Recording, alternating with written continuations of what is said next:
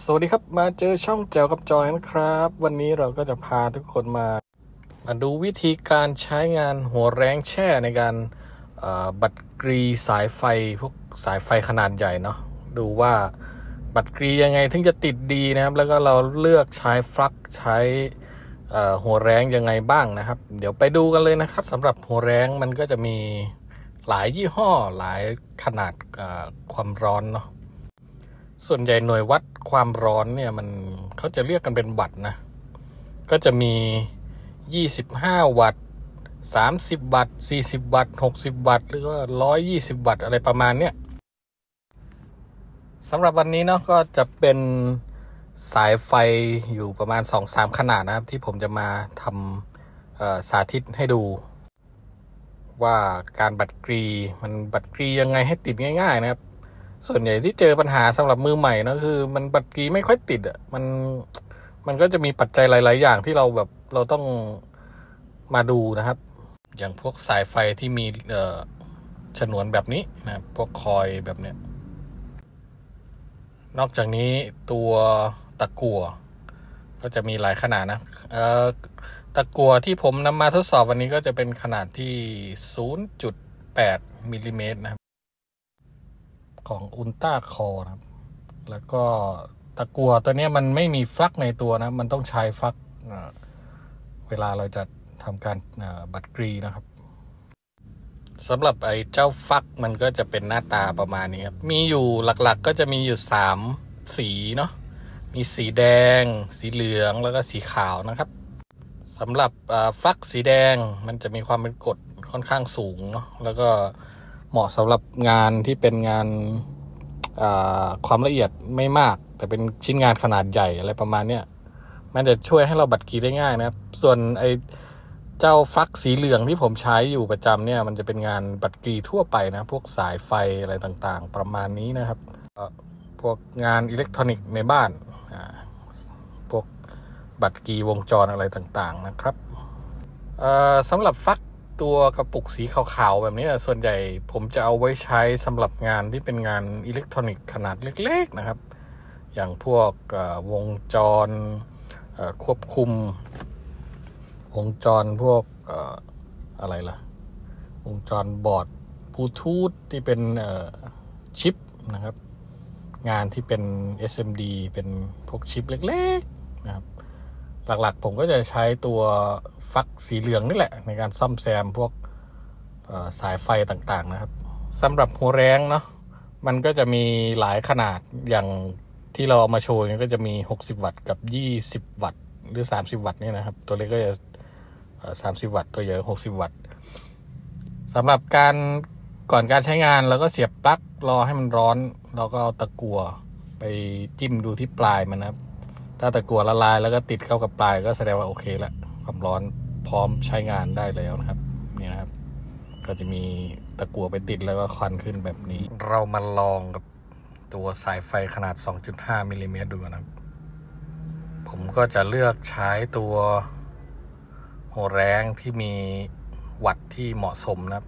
ตัวนี้40วัตต์อาจจะไม่เหมาะผมก็จะเลือกใช้ตัว60วัตต์นะครับเป็นหัวแรงตัวใหญ่ความร้อนจะได้พอเนาะผมจะมาลองให้ทุกคนดูนะครับว่าถ้าสมมุติเราใช้การบัตรกรีโดยไม่ใส่ฟักมันจะเป็นไงนะครับเนี่ยหัวแรงมันร้อนแล้วนะแล้วก็เอามาแตะกับตะกั่วดูสังเกตดูนะครับมันไม่ไหลเลยนะตะกั่วมันไม่ไหลไปหาตัวปลายสายไฟที่เราจะบัตรกรีเลยเห็นปะไม่ติดเลยพอเราทดสอบแล้วไม่ติดนะผมจะลองเอาจิ้มกับฟลั๊กสีเหลืองแล้วก็เอามาลองบัตรกรีดูใหม่นะครับทีนี้เอาสายไฟจุดที่เราจะบัตรกรีนะครับจุ่มลงไปในฟลั๊กเลยเสร็จแล้วเราก็เตรียมหัวแรงกับตะกั่วมาหัวแรงแตะเข้าไปที่จุดที่เราจะเชื่อมแล้วก็จากนั้นเอาตะกั่วไล่นะครับเห็นปะตะกั่วมันไหลวืบเข้ามาในสายไฟเลยนะครับวิ่งเข้าไปในเนื้อสายไฟเลยมาดูจุดที่เราบัตรกรีไปเมื่อกี้ครับสวยงามมากคือพวกตะกั่วมันจะไหลเข้าไปรวมกับตัวสายไฟเป็นอันเดียวกันนะครับเป็นแบบนี้ ก็พร้อมที่จะเอาไปบัดกีใส่จุดเชื่อมต่อที่เราต้องการแล้วนะครับมาลองดูอีกข้างหนึ่งครับเทคนิคในการบัดกีสายไฟก็จะใช้ฟลั๊กประมาณสีเหลืองหรือสีแดงนี่แหละสีแดงจะติดง่ายกว่าเนาะแล้วก็ใส่ฟลั๊กเยอะหน่อยจากนั้นใช้หัวแรงที่มีความร้อนที่มันวัดที่มันเหมาะสมกันนะมาจี้ที่ชิ้นงานพอชิ้นงานมันร้อนปุ๊บเราก็เอาตะกั่วมาไล่เลยครับทีนี้ตะกั่วมันจะวิ่งเข้าไปในเนื้อสายไฟเลยนะเห็นไหมครับพอความร้อนมันเหมาะสมแล้วก็ใช้ฟลั๊กที่เหมาะสมมันก็จะปัดกีได้ง่ายครับเห็นปะทั้งที่ก่อนที่เราไม่ใช้ฟลั๊กเนี่ยตะกั่วมันไม่วิ่งให้เลยทั้งที่ความร้อนก็เท่าเดิมนะมาดูชิ้นงานของเราครับที่เราบัดกีไปเมื่อกี้สวยงามครับจากนั้นเราจะมาลองบัดกีใส่กับจุดเชื่อมต่อเนาะส่วนใหญ่ถ้าเป็นจุดเชื่อมต่อที่มีขาอุปกรณ์แบบนี้ผมจะบัดกีตรงจุดที่มีขานะเพื่อให้มันมั่นคงขึ้นนะครับแล้วก็จี้หัวแรงลงไปในจุดที่เราต้องการบัดกีแล้วก็เอาตัวสายไฟที่เราไล่ตะกั่วไปแล้วไปวางใส่นะครับพอความร้อนมันเหมาะสมมันก็จะวิ่งตะกั่วมันก็จะวิ่งหากันนะระหว่าง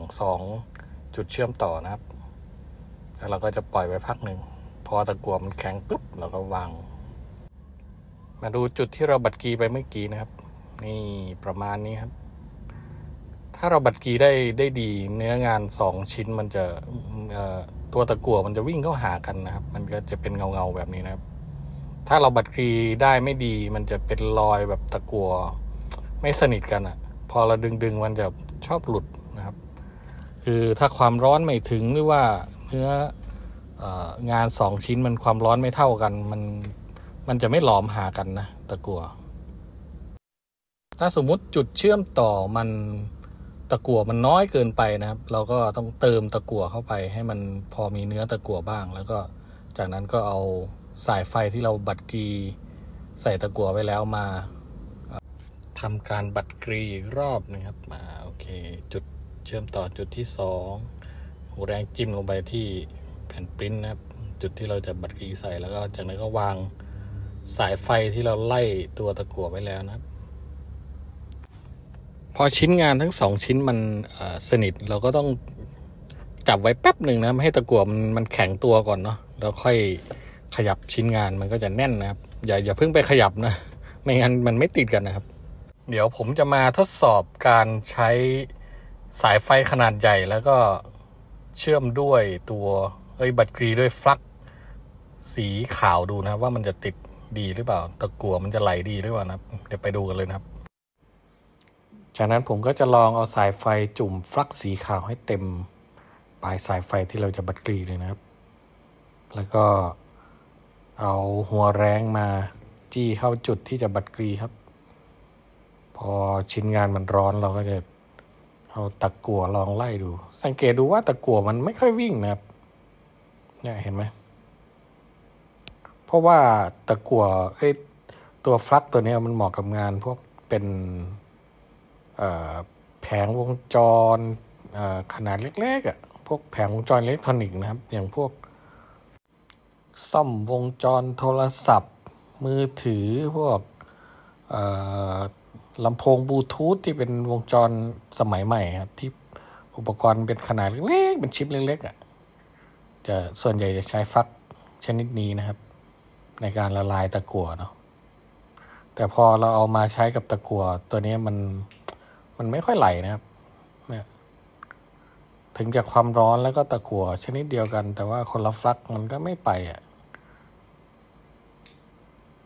นะครับมันไม่ไหลนะจี้แค่ไหนก็ไม่วิ่งนะครับตอนนี้จับจนมือร้อนแล้วนะเนี่ยลองจุ่มเยอะๆเลยเอาจัดเข้าไปเต็มปลายเลยเสร็จแล้วลองมาบัดกรีดูนะว่ามันจะติดหรือเปล่าพอใช้เป็นฟลั๊กตัวนี้มันบัดกรีพวกสายไฟมันไม่ค่อยติดนะครับ มันไม่ใช่งานของมันนะเนาะดูครับเต็มเลยนะพอเปลี่ยนมาใช้ตัวฟักสีเหลืองดูนะครับงานบัตรกรีสายไฟมันจะเป็นยังไงบ้างนะครับนี่เน้นย้ำว่าเป็นการบัตรกรีสายไฟขนาดใหญ่นะครับสายไฟที่ประมาณ 0.5 0.6 มิลลิเมตรแล้วนี่ครับเห็นไหมตะกั่วจะวิ่งฟืบเข้ามาเลยแล้วก็ไล่ตะกั่วเข้าไปเรื่อยๆนะครับสังเกตได้ว่าตัวน้ำตะกั่วมันจะไหลเข้าไปตามที่เวลาฟลักมันวิ่งเลยนะครับเนี่ยลองใส่ตะกั่วเติมเข้าไปเนี่ยมันก็จะวิ่งไปเข้าไปในเนื้อสายไฟเลยนะครับนี่เป็นเทคนิคของการเลือกฟลักแล้วก็เลือกพวกหัวแรงให้เหมาะกับงานเนาะถ้าความร้อนมันไม่ถึงมันก็ไม่ไล่มันก็ไม่วิ่งนะครับเนี่ยเห็นไหมนอกจากนี้ก็จะมีงานบัตรกรีที่เป็นสายลวดทองแดงแบบนี้นะครับก่อนที่เราจะบัตรกรีลวดทองแดงชนิดนี้มันต้องทำความสะอาดปลายมันก่อนนะครับต้องขูดตัวเขาเรียกว่าอะไรว่าตัวเคลือบสารฉนวนที่เคลือบไว้ข้างนอกออกก่อนนะครับให้มันเห็นเนื้อทองแดงถึงจะทำการบัตรกรีได้นะครับสายพวกนี้จะพบได้ในพวกหม้อแปลงพวกมอเตอร์อะไรประมาณนี้ครับที่เข้าไปพันมอเตอร์เนาะมันต้องใช้คัตเตอร์หรือว่าใบเลื่อยนะครับใบเลื่อยตัดเหล็กขูดสารที่เคลือบอยู่ข้างนอกออกให้หมดก่อนนะให้เห็นเนื้อทองแดงก่อนนะให้มีความมันวาวก่อนจากนั้นค่อยทำการจุ่มฟักแล้วก็บัตรกรีนะครับสำหรับการบัตรกรีสายพวกนี้ก็ทำคล้ายๆกับการบัตรกรีสายไฟหรือว่าเส้นลวดธรรมดานะครับพอเราปอกขูดฉนวนมันออกแล้วเราก็จุ่มฟักแล้วก็จากนั้นใช้หัวแรงจี้ที่ชิ้นงานให้มันมีความร้อนแล้วก็เอาตัวตะกั่วบัตรกรีเติมเข้าไปนะครับเนี่ยพอโดนตะกั่วมันก็จะวิ่งฟื้นเข้าไปแต่ถ้า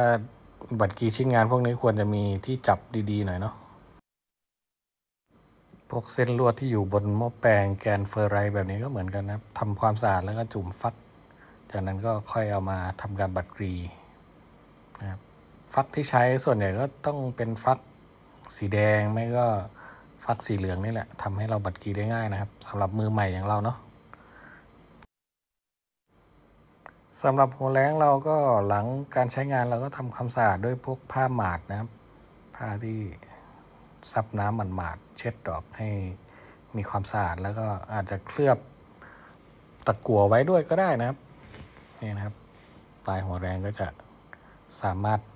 ใช้งานได้สะดวก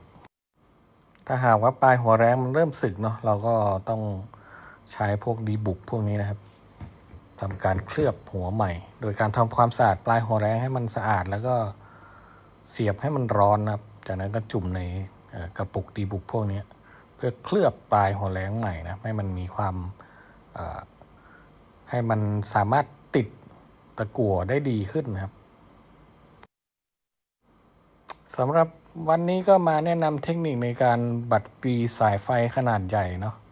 มันก็จะต้องเลือกฟักที่มันเหมาะสมกับงานแล้วก็เลือกหัวแรงที่มันร้อนเหมาะสมกับงานที่เราจะบัตรกรีนะครับถ้าสายไฟขนาดใหญ่แนะนำว่าควรจะเป็นหัวแรงขนาด60 วัตต์ขึ้นไปหรือว่ารุ่นที่มันสามารถเร่งความร้อนได้เนาะที่มีปุ่มกดเร่งความร้อนนะครับถ้าเราเลือกฟักแล้วก็เลือกหัวแรงที่เหมาะกับงานแล้วก็ทำความสะอาดชิ้นงานให้มีความสะอาดเราก็จะสามารถทำการเชื่อมบัตรกรีได้ง่ายขึ้นกว่าเดิมนะครับสำหรับใครมีเทคนิคดีๆในการบัตรกรีหรือว่าเทคนิคดีๆในการทำงานช่างอิเล็กทรอนิกส์หรือว่ามีอุปกรณ์ดีๆแนะนำก็ฝากคอมเมนต์ไว้ใต้คลิปนี้ได้นะครับเพื่อแบ่งปันความรู้ให้เพื่อนสมาชิกท่านอื่นที่เข้ามาชมได้มีความรู้ด้วยกันนะครับผมก็พอมีความรู้นิดๆหน่อยๆก็อยากมาแชร์ว่า มันทำยังไงได้บ้างเผื่อจะเป็นประโยชน์กับเพื่อนหลายๆคนที่กำลังฝึกทำงานบัตรกรีหรือว่าทำงาน DIY เนาะฝากกดไลค์กดแชร์กดติดตามไว้เพื่อจะได้ไม่พลาดคลิปใหม่ๆจากทางช่องของเรานะครับขอบคุณครับไว้เจอกันคลิปหน้าครับสวัสดีครับ